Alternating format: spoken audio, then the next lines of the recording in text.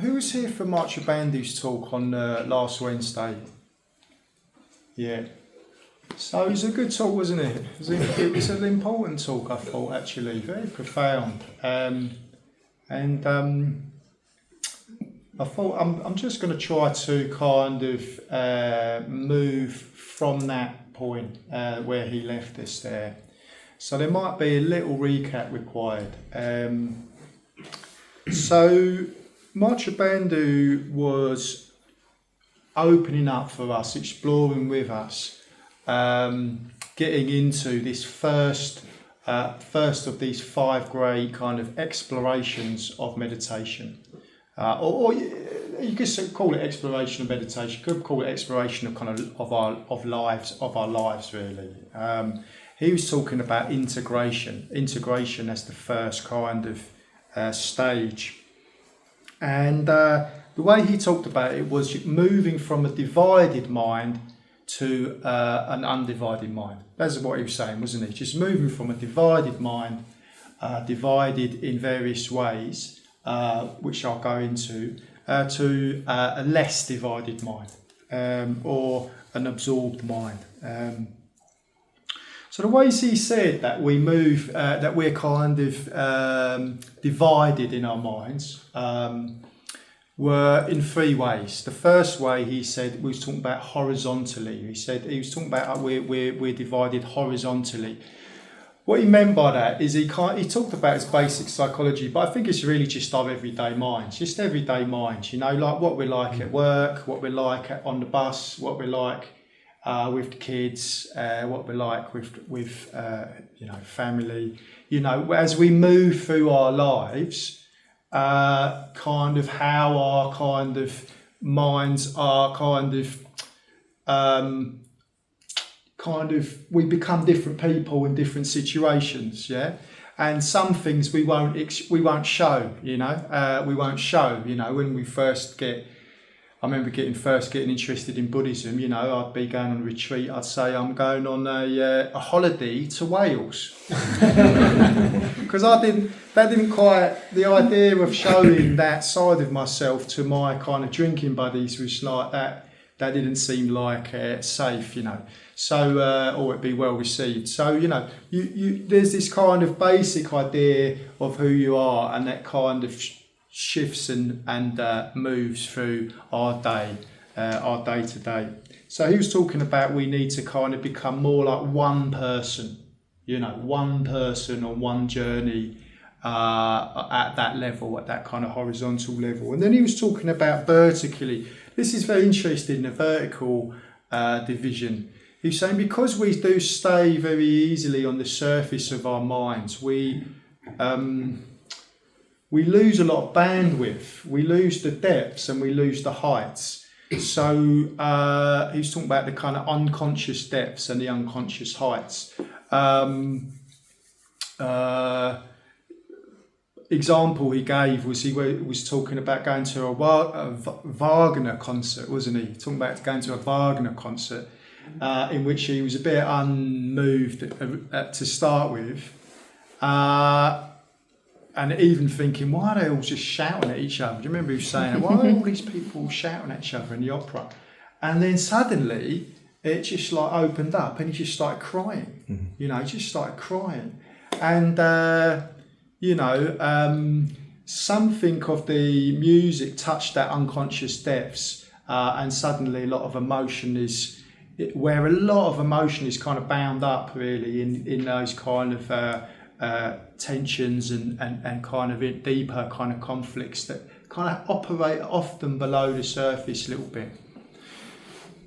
Didn't really go into this so much, but it's fairly established in the Buddhist tradition that if you open up the depths, you open up the heights as well. You know, so you open up the bandwidth, and you have much more opportunity to dwell in higher, more satisfying mental states in meditation, etc., which are called the dhyānas, but they become available to you as those deeper conflicts resolve. These more higher. More satisfying states of mind, kind of they all kind of become available as well. And finally, he talked about the kind of transcendental level. He talked about the division at the transcendental level, which is mostly what I want to talk about tonight. I want to get a bit metaphysical with everybody tonight. See how it goes. But basically, at this level, you just have this deep. You've imputed a deep sense of separateness, self and other. You looking at me, I'm looking at you. We've kind of imputed a definite separation, between us, and that's mostly how we operate. Kind of common sense, isn't it? Kind of we have a body, so that kind of with the senses, six senses. The five senses and the mind sense housed in the body. So it's kind of reasonable to think, that I am in here, because it kind of feels like I'm operating from in here to a real world that's existing out there. Yeah. So there's this kind of there's this idea of deep given idea of kind of separateness. Which, from a Buddhist point of view, is just not like that, and we will explore that tonight. And it's also the cause of our suffering, cause of all the conflict in this. Well, our inner conflicts and the conflicts in the world. This sense of separateness that we've, from a Buddhist tradition, we've kind of had that from lives and lives and lives, but you don't need to believe that, but you can certainly feel it for yourself. You experience it for yourself. That's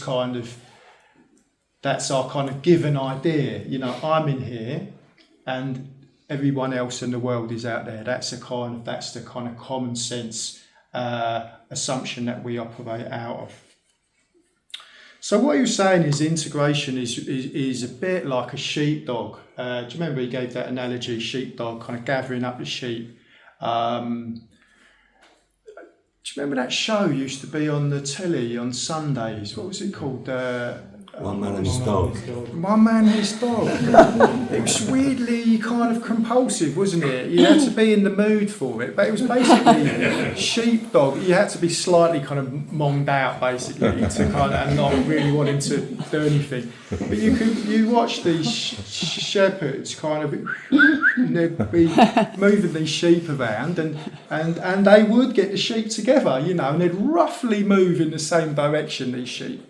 And that was the analogy of what we're trying to do with integration. We're trying to move more or less coherently in more or less the same direction, which from a Buddhist perspective or from the tradition is in the direction of enlightenment, or this kind of consciousness that is entirely free, spontaneous, energetic and loving. So that's broadly what we're trying to find out as our direction of travel. Yeah. So that was integration. A little recap on integration. So what we are looking at tonight, because the head and the heart are not separate, the word chitta is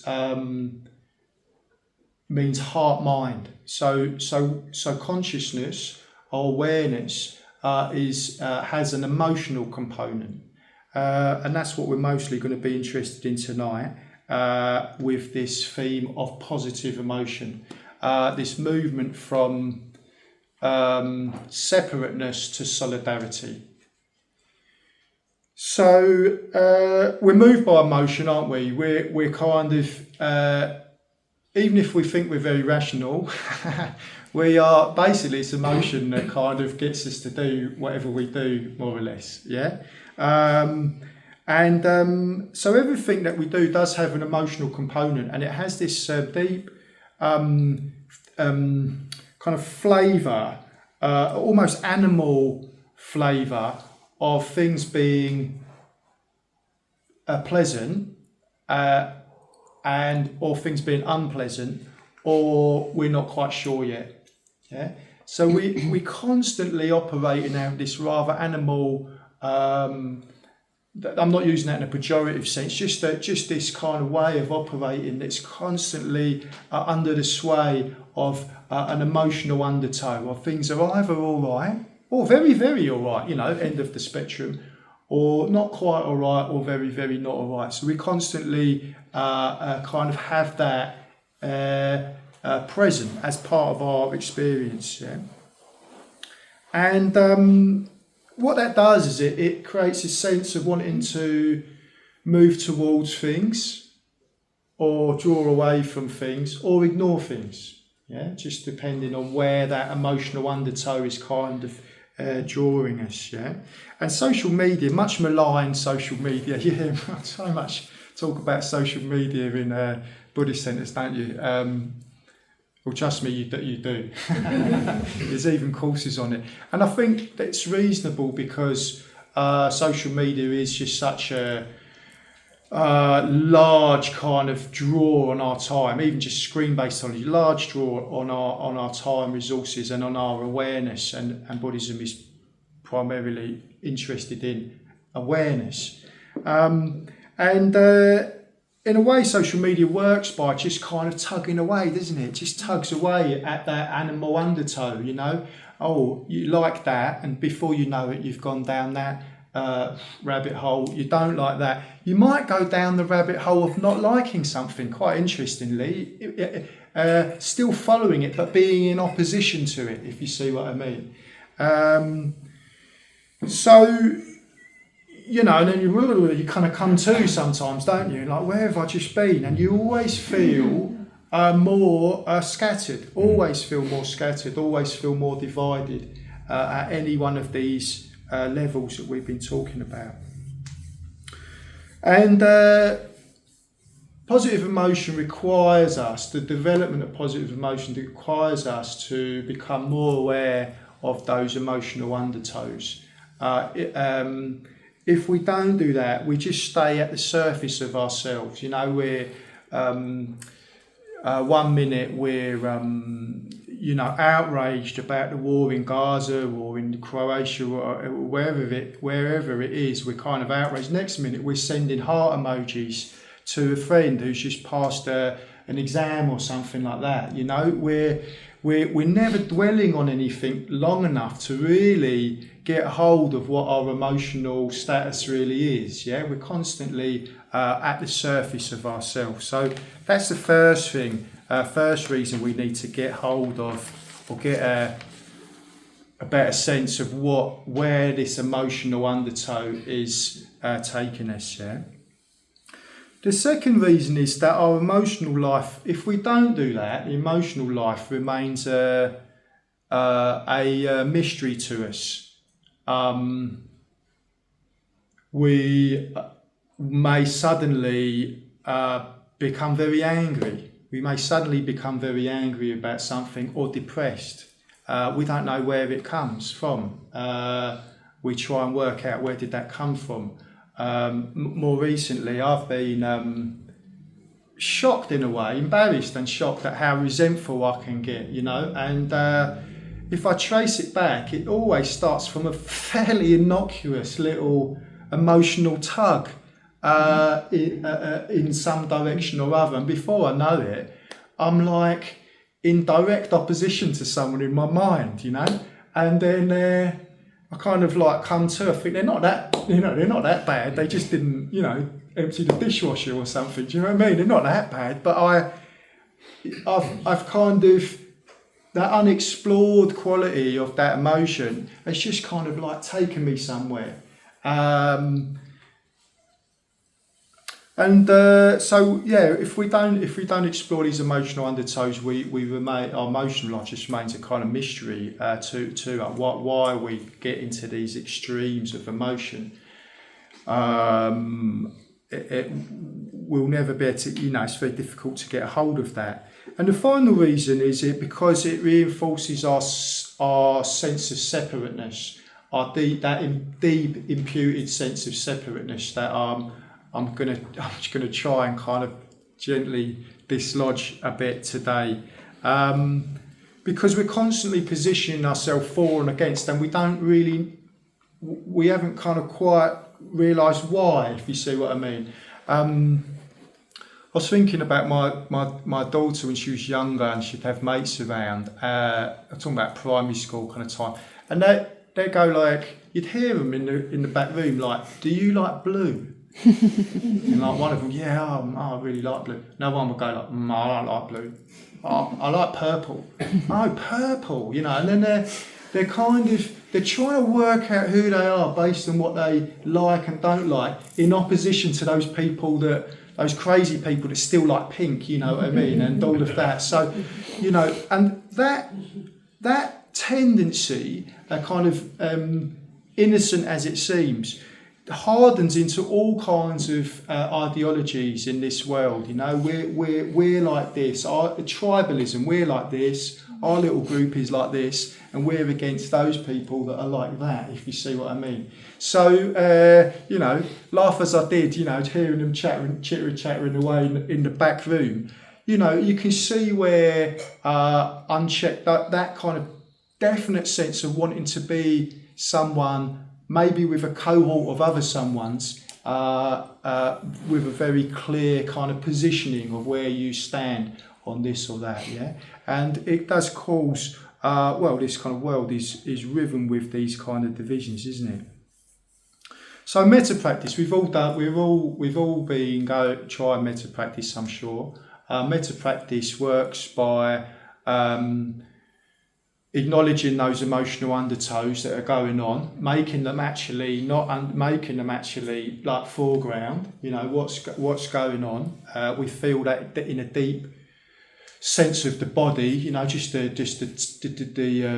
sensations of the body, and that's how we kind of recognise those emotions. Sometimes they're a bit indistinct. Can't quite say, "Oh, that's that," or "that's that," but you can feel the strength of emotions playing out in you. That becomes then foreground, and then you start to just encourage goodwill. And it's something about doing that has this magic effect of making goodwill or well-wishing kind of possible, present and possible, both for yourself or other people, depending on where you are in the stages. And it creates this kind of imperceptible movement from division into solidarity. Yeah, kind of a much at its fullness. It's a deep solidarity with kind of everything that's going on around us. Yeah, maybe even losing that idea that it's going on around us. It's just this kind of being attuned to what's happening. Yeah. So how does even that work? That's a kind of, as it were, an explanation of this meta practice. But how did it actually kind of work? Well, I was really there was various bits in Maitrinara Bandhu's talk that I really set up for. One of them was him talking about consciousness, and what he was basically saying is, we're clear at the level of consciousness. We're clearly not one. We're not just one homogeneous consciousness. Because if we were, we wouldn't be in opposition to other people. We just wouldn't get into opposition with other people, and that's evident, isn't it? That we're often in opposition to other people, and often quite strongly. So it's obvious that this consciousness is not one. But from a Buddhist perspective, neither is it two. So there's this sense of non-separateness. Because if we've been meditating for any length of time at all, we start to realise quite how strongly the world and other people influences us, like all the time. Like there isn't really a millisecond that we're not, through the senses, being influenced by the world and other people. I mean, I'd be interested to, we'll explore that a little bit for ourselves, but there isn't a time when we're not under that strong influence through the senses of the world and other people. Well, other people show up very, very strongly, don't they, as part of the world. They're the kind of the most conscious element of the world that we're most conscious of. You know what I mean? Like, you just standing with someone at a bus queue, you might not be saying anything, you know, you're very aware of each other, aren't you? You're very kind of aware that they're there, you know. It's interesting, isn't it? Sometimes you're looking at someone and they look around to see who's kind of looking at them, because you're kind of, you feel there is something going on at that level. But even at a less mysterious level than that, it's very clear that we're always in relationship to the world, and we're always affecting the world. You know, if any one of us just got up and did a little dance now, that would kind of say, you know, we'd all, you know, that would do something to all of us, wouldn't it? You know what I mean? You know, there'd be no one that wasn't moved by that in some direction, you know.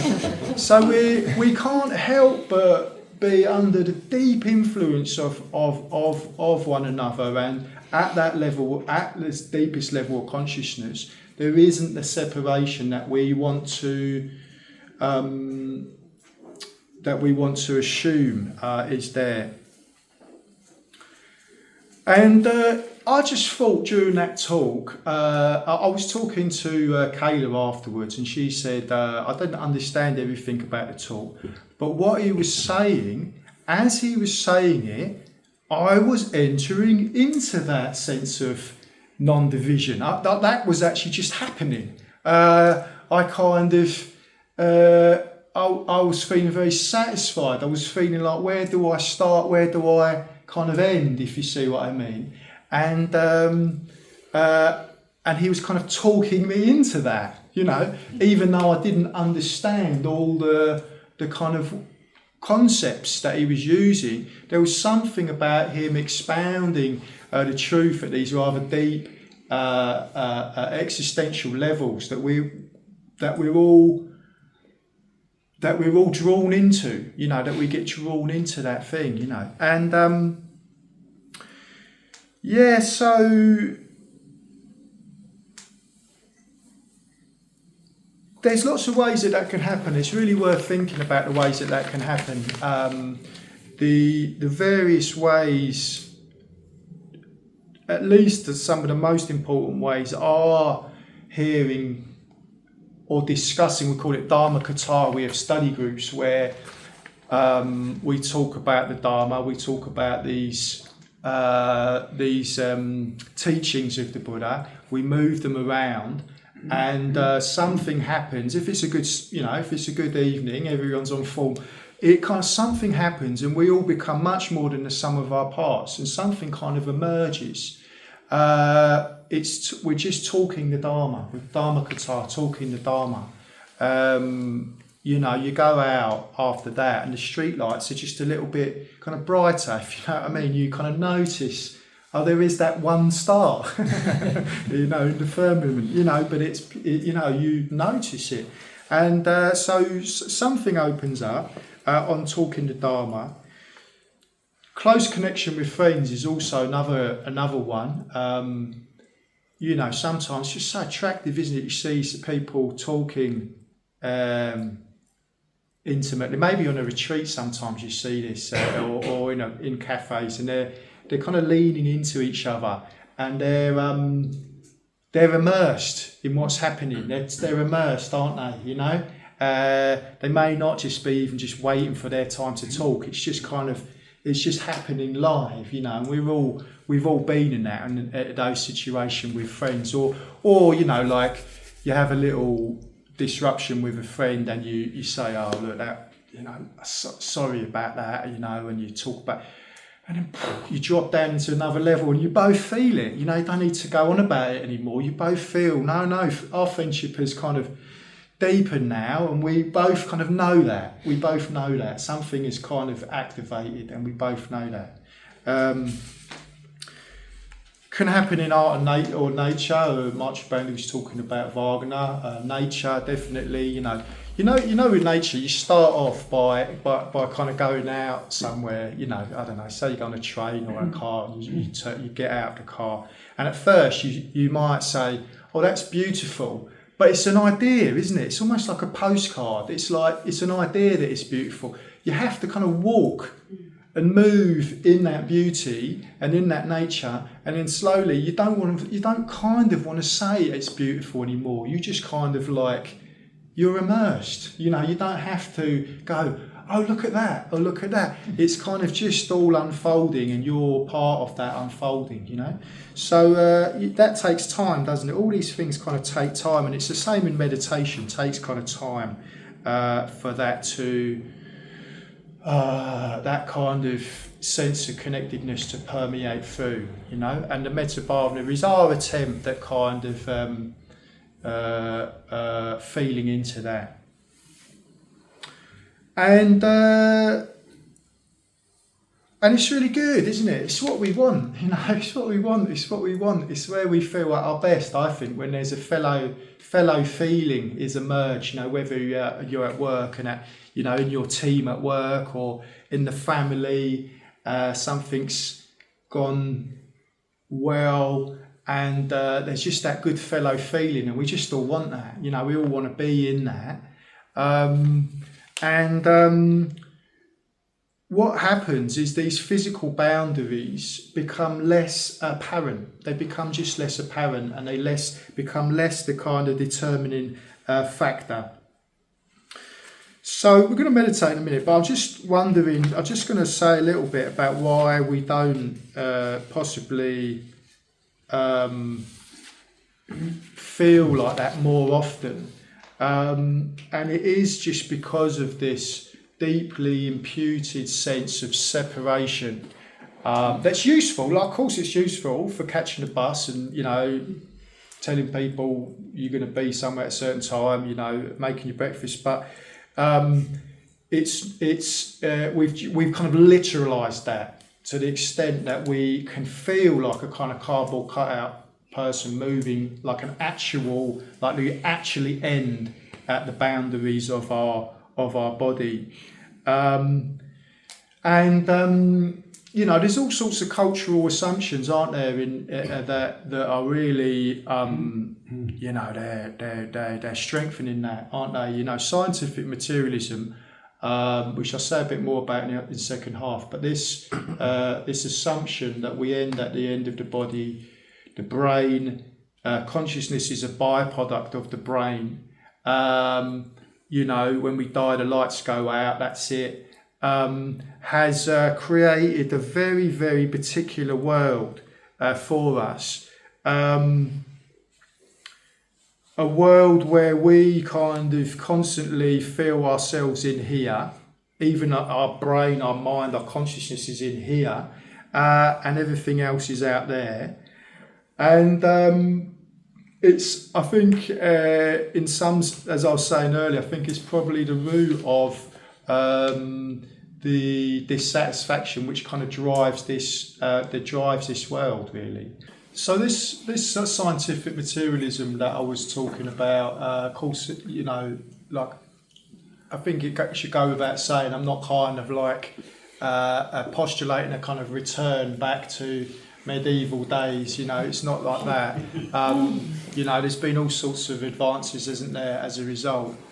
Since the Enlightenment, there's been all sorts of advances in medicine and technology, and even ridding ourselves of kind of religious dogma has been and superstition has been a kind of a freedom, and it wasn't there before. But it's interesting to think what has been lost along the way. Because I think that's relevant to tonight's discussion. Because what seems to have been lost is this kind of deeper, kind of animistic sense that the world is alive, that matter is not inert, dead, kind of foreign to us. Other people are not, as it were, completely foreign to us. I mean that in the sense of separate from us, that everything is, as it were, alive from its own side to whatever degree. And that definitely informed the earlier tradition of Buddhism, because that would have been the world that the Buddha and his disciples were moving in. It was a world of that was alive,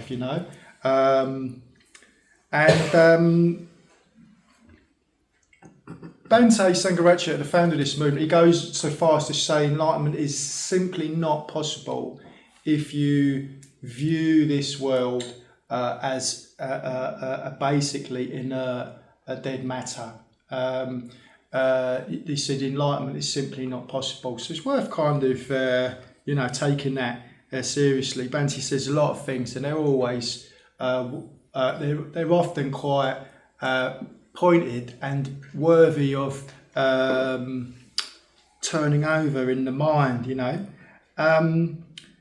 because if you think about it, we've got this very alienated sense in the world, it's quite painful, isn't it, sometimes being on the tube and feeling that, that sense of alienation that's going on. And so lovely when a couple people just smile at each other. So it's just a relief on the tube, isn't it? It's like, oh, there is life here, so what obviously all that kind of can amount to is an increased sense of kind of entitlement and manipulation of what is out there, if you see what I mean. Resources, that goes across the board, really. As soon as you have that alienated awareness, the world is there for your ends, if you see what I mean. It's no longer alive from its own side, can be kind of harnessed, and that includes other people. That very subtle sense of manipulating other people to your ends, which if you're aware, you can be quite a sneaky one. The way you just slightly bend the truth, or kind of slightly aggrandise this, or slightly downplay that. And it's all this sense of just kind of trying to get all that to suit your ends, this slightly alienated awareness, because of course that precludes you being in full relationship. As soon as you've got that sense of manipulation, you can't be in full relationship. Those two things can't kind of work together. So, and then on an individual level, it's just like, what a big project it is to constantly guard against that kind of sense of external threat. If it's a world out there that's kind of bearing down on you, separate, there's a lot to be threatened by, isn't there?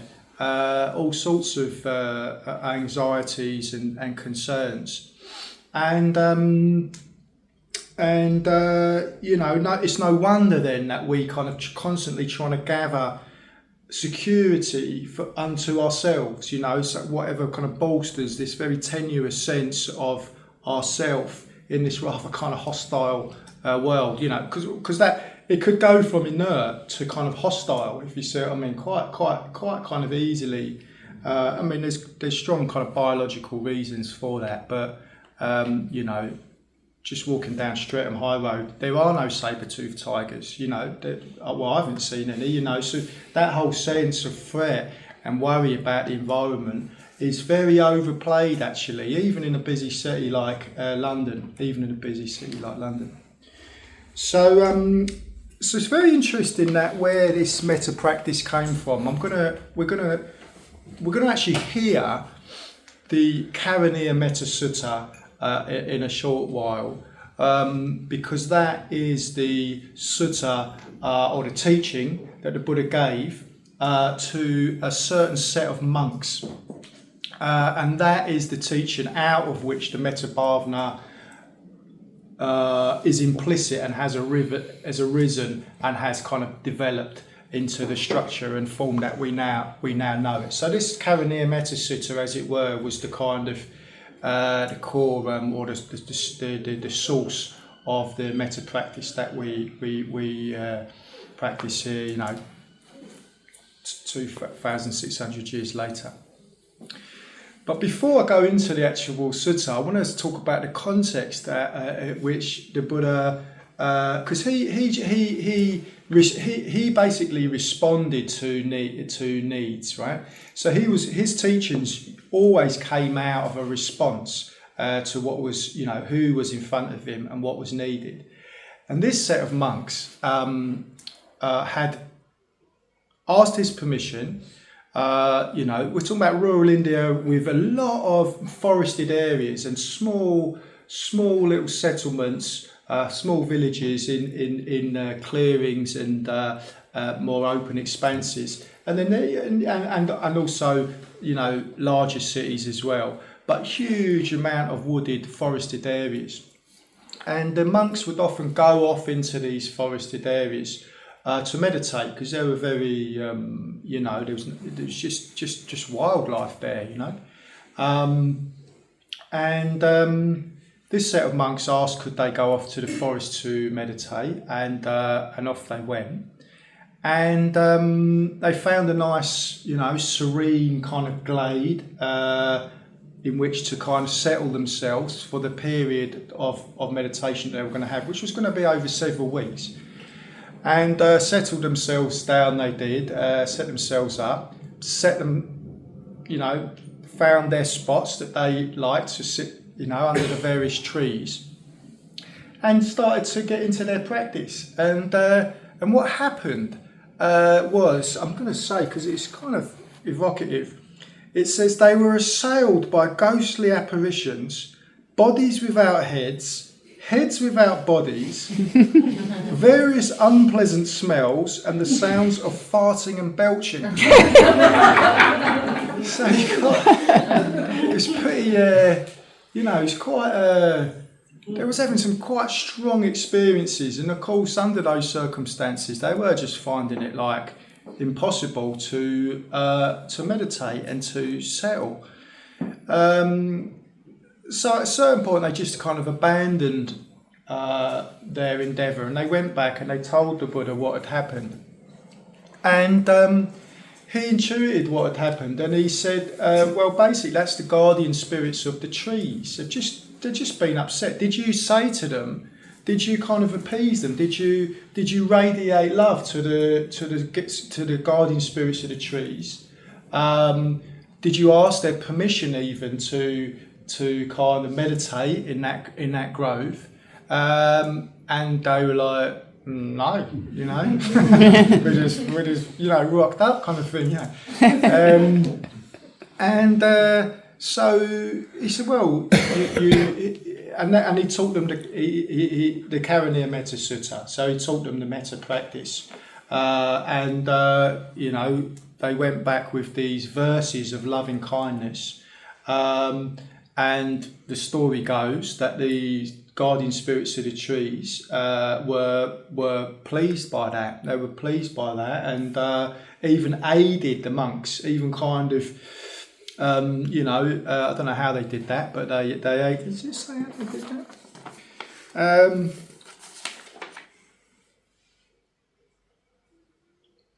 No. It just says they aided the monks. But it's interesting, it says, left in peace, the bhikkhus meditated on the body and came to realise its fragile and impermanent nature.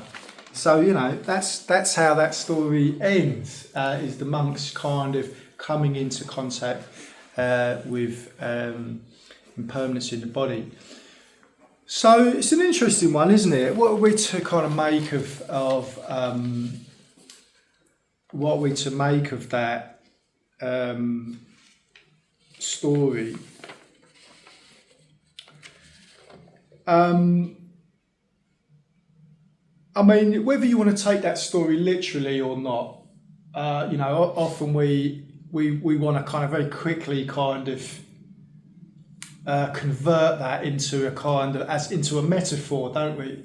But that is just how the the early Pali Canon, which is the earliest extant part of the Buddhist teachings, is full of guardian spirits, full of serpents of the lakes, full of the world is a kind of alive in that way,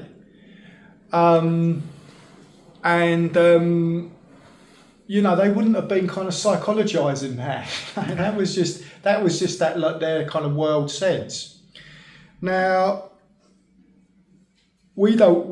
it's kind of virtually impossible for us to do that other than in a kind of slightly weird way, try and go to the lake and kind of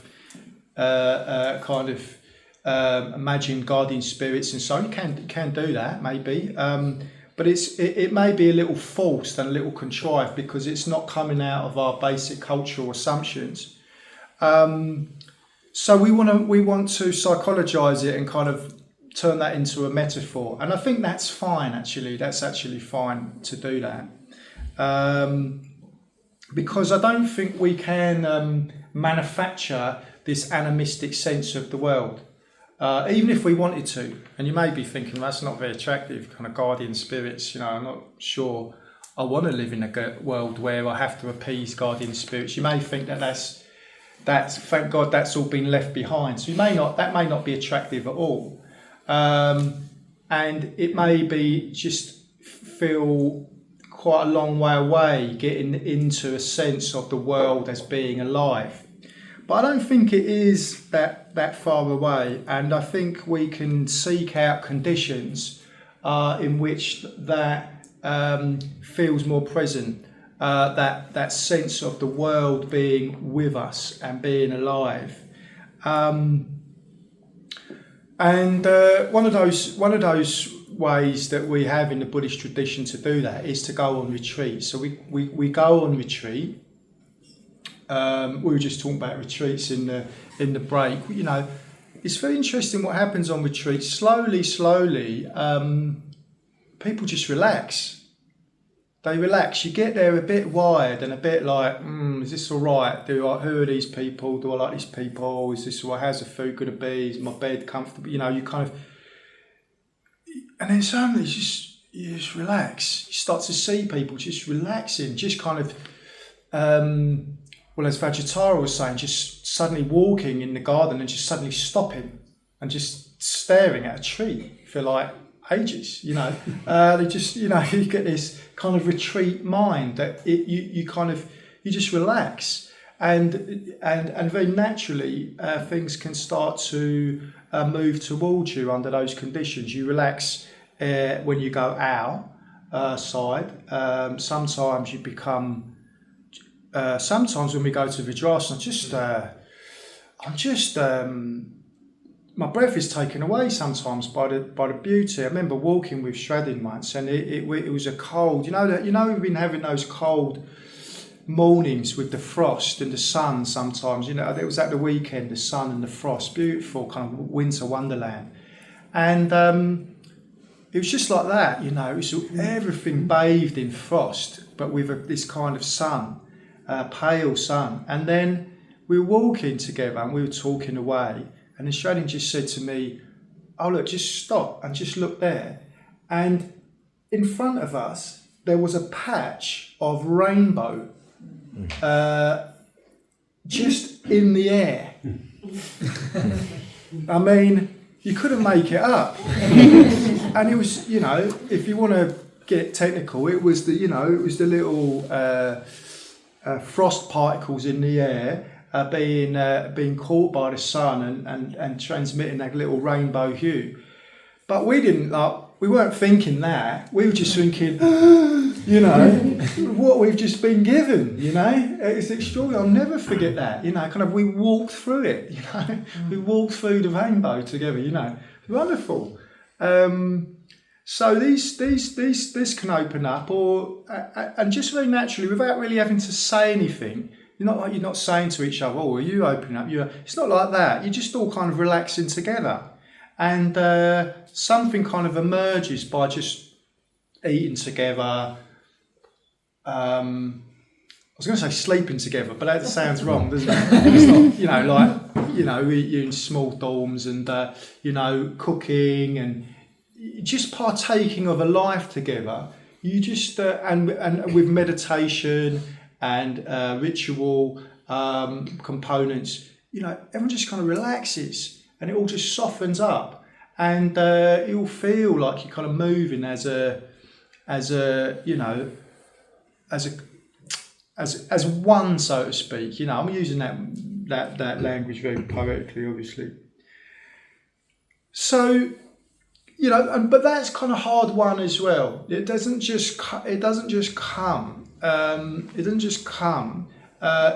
There is Buddhist practice in there. There's Buddhist practice in there, and what we're doing is we're at this emotional level that I've been talking about. We're acknowledging these. We're acknowledging what we're like. We're just acknowledging like, what are we like? The way our minds obsess about things. That all starts to come much clearer, and we're just noticing what we're like, and we're noticing those little inner conflicts that have been kind of shaping our lives. And then they start to get a little bit of airplay and a little bit of room. And we start to there may be some little shifts and some little resolutions start to happen on a deeper level. Those depths are starting to open up to you. They're starting to become accessible to you again. You've moved beyond the surface of yourself, because the phone has been, the phone's been left behind. It's been forgotten. You don't even care about it. Don't want it. You don't want it. It's so weird, You suddenly don't want it. This source of like constant security all day. It's just like you don't want it. And this other sense is emerging, and it's not always easy. Sometimes you're coming up against the depths, and they can be a bit clunky, There's a reason we haven't turned towards them. There's maybe some kind of conflict there, but it needs airplay, and it can start to resolve. So you start to get, and then as a result of coming in contact with the depths, the heights start to open up. Beauty, noticing rainbows on walks, frost on trees, just a simple sense of being together with other people, just can be pleasurable. So these heights start to open out to us, become accessible to us. And, as we open up in ourselves, to ourselves and to the world, we notice the resistance to doing that. There's a ping back, there's a drawback. It feels like you're more wide open, and being more wide open it's not always comfortable either. So you might notice your little ways of pulling back out of that, but that's all part of it. You're just noticing those little ways that you habitually separate yourself.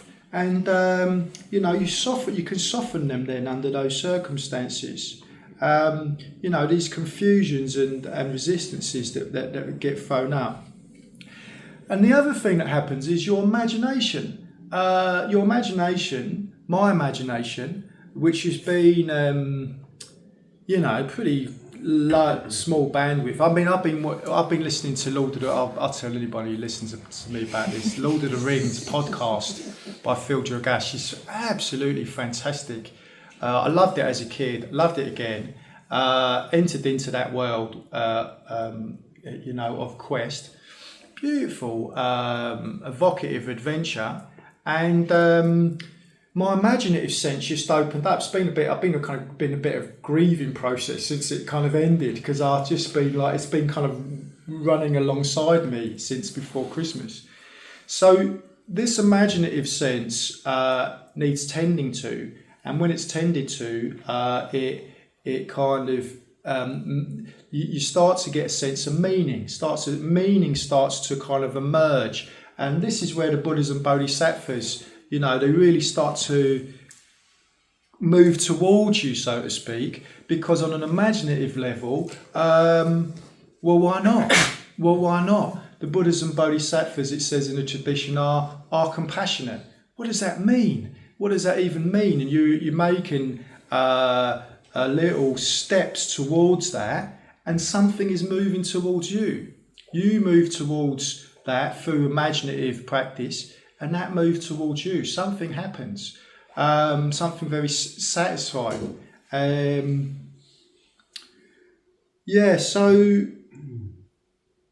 But at this level that we're talking about, with this separateness, that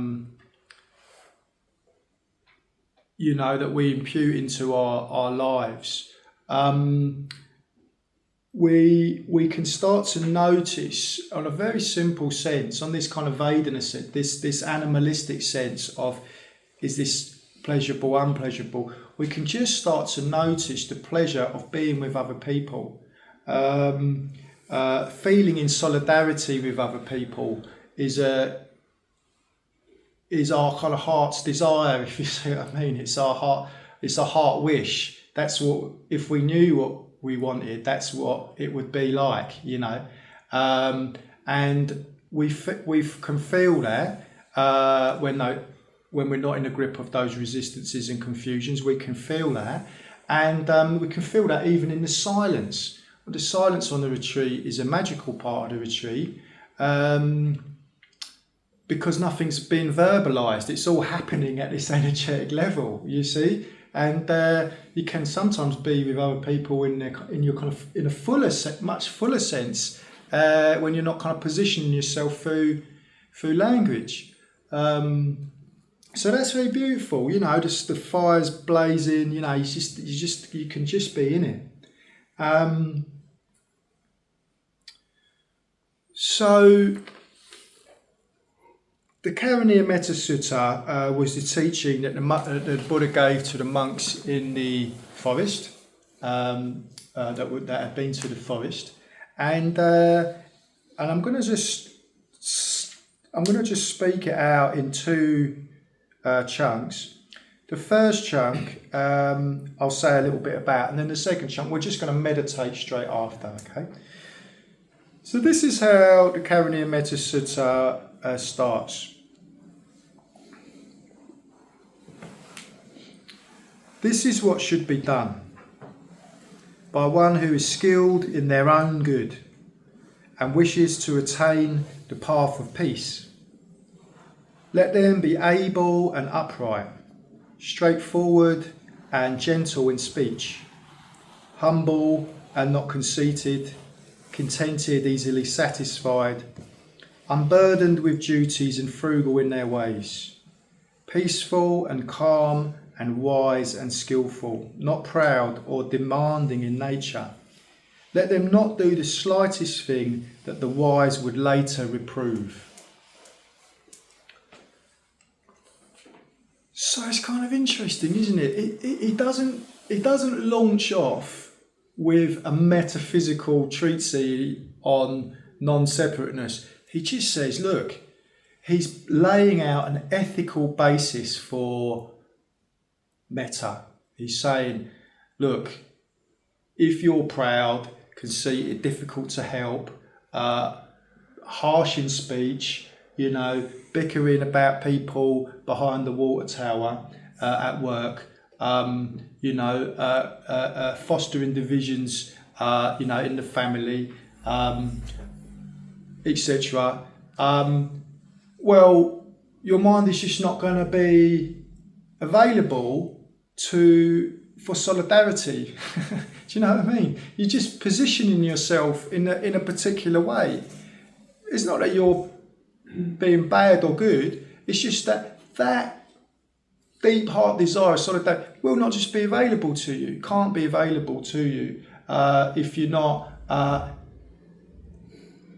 out in the world behaving in such a way as that can actually emerge, if you see what I mean. So he's postulating an ethical basis for metta, how we are in the world with ourselves and with other people.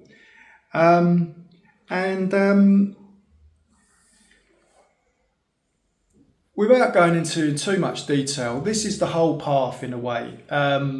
you start with ethics. You start with just how you are out in the world, how you talk to people, how you give, your generosity, how you speak to people,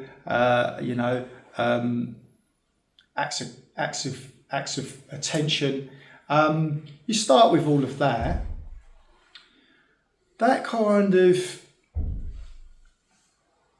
gives you the possibility, at least, for a mind that can start to dwell in solidarity, a mind that can start to get somewhere with your meditation practice, can start to, those divisions, you setting up the conditions for those divisions, internal divisions in your mind to resolve and to release.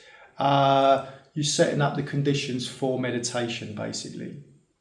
If you ever want to, why your meditation's a bit off key at the moment, you just have to look at what you're doing in your life. You just have to look at what you're doing. What am I doing? If what are my screen habits? Whatever. Am I not saying that thing that needs to be said at work? Or what? Am I? You just have to look at all of that. That'll give you the clue as to why meditation is not opening up for you. It's not that there's something gone wrong in your meditation practice. It's just that basis is not there. And then with a mind that's conducive to solidarity, that's able to dwell in solidarity, that's able to even feel into solidarity, and that kind of the satisfaction of that. Wisdom will emerge, and wisdom is a further continuation of that sensitization. Wisdom can be a word that you kind of feels a bit too grand, but wisdom, from a Buddhist sense of view, is just seeing into things in the way they actually are. Just seeing into things into the way they actually are. This sense of non-separateness, acknowledging that, even embracing that. That's it. That's a kind of wisdom perspective. And gosh, we need that. We really need that in this world. We really need that. So by embarking on this journey, you're adding to that some movement towards, greater perspective, a great understanding in this very world. So, that's I think what we're doing as a community, really. So yeah, that's that movement of sensitization towards life. And so now I'm just going to finish on the final bit of the Karani Metta Sutta, and we'll do some meditation together. So the Buddha goes on addressing the monks. He goes on to say, wishing in gladness and in safety, may all beings be at ease. Whatever living beings they may be, whether they are weak or strong, omitting none, the great or the mighty, medium, short or small, the seen and the unseen, those living near and far away, those born and to be born, may all beings be at ease. Let none deceive another or despise any being in any state. Let none through anger or ill will wish harm upon another.